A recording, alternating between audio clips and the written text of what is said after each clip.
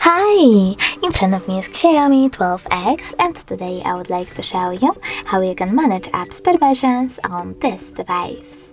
First of all, go into Settings. Now scroll down and click on Apps over here. Then select Permissions and Permissions one more time. Now finally pick one of your device's features like Location and one of your apps like Maps. Then pick one of those options by tapping on the best one for you.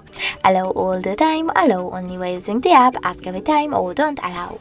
I will go with allow all the time, so I have to tap on this option and go back. Now when I swipe up, as you can see, Maps just gained access to this device location. But you can always just tap on one of your apps and this time select See All Maps permissions. Then manage all of them only for this app from here.